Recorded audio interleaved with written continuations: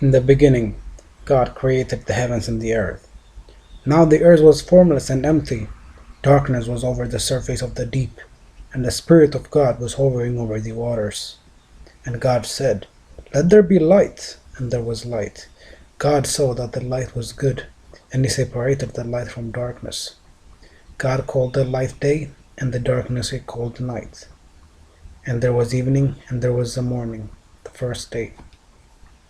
And God said, "Let there be vault between the waters to separate water from water." So God made the vault and separated the water under the vault from the water above it. And it was so. God called the vault sky, and there was evening, and there was morning, the second day. And God said, "Let the water under the sky be gathered to one place, and let dry ground appear." And it was so. God called the dry ground land, and the gathered waters he called seas. And God saw that it was all good. Then God said, "Let the land produce vegetation, seed-bearing plants and trees on the land that bear fruit with seed in it, according to the various kinds." And it was so. The land produced vegetation, plants bearing seed according to their seeds, and trees bearing fruit with seed in it according to their kinds. And God saw that it was good, and there was evening, and there was morning, the third day. And God said, "Let there be light in the vault of the sky to separate the day from the night, and let them serve as signs to mark sacred times, and days and years. And let them be lights in the vault of the sky to give light on the earth." And it was so. God made two great lights, the greater light to govern the day, and the lesser light to govern the night. He also made the stars. God set them in the vault in the sky to give the light on the earth, to govern the day and the night, and to separate light from darkness. And God saw that it was good, and there was evening, and there was morning, the fourth day. And God said, "Let the water teem with living creatures, and let birds fly above the earth across the vault of the sky."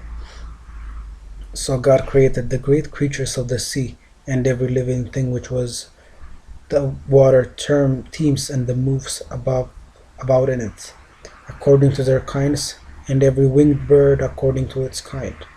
And God saw that it was good. God blessed them and said, "Be fruitful and increase in number, and fill the water in the seas, and let the birds increase on the earth." And there was evening, and there was morning, the fifth day. And God said, "Let the land produce living creatures according to their kinds, the livestock, the creatures that move along the ground, and the wild animals, each according to its kind." And it was so. God made the wild animals according to their kinds, the livestock according to their kinds, and all the creatures that move along the ground according to their kinds. And God saw that it was good. Then God said, "Let us make mankind in our image, in our likeness, so that they may rule over the fish in the sea, and the birds in the sky, over the livestock, and all the wild animals, and over all the creatures that move along the ground." So God created mankind in his own image. In the image of God he created them. Male and female he created them. God blessed them and said to them, "Be fruitful and increase in number, fill the earth and subdue it, rule over the fish in the sea and the birds in the sky, and over every living creature that moves on the ground." Then God said, "I give you every seed-bearing plant on the face of the whole earth, and every tree that has fruit with seed in it. They will be yours for food, and to all the beasts of the earth, and all the birds in the sky, and all the creatures that move along the ground, everything that has the breath of life in it. I give every green plant for food." And it was so. God saw that all that he made, and it was very good.